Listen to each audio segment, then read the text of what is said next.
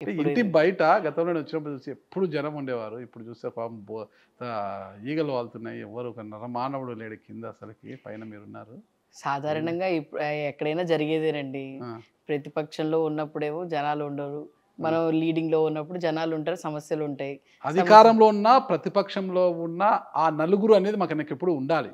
హ్మ్. ఆ నలుగురు కూడా కింద లేరు. ఆ! నాన్నగారు మీరు ఊర్లోకెళ్తే ఆ పేరు ముస్తఫా గారు అనంటే ఒక మంచి పేరే ఉంటది. ఆయనంటే ఆయనకు అవసరం ఉన్నప్పుడు ఆ నలుగురు కాదు.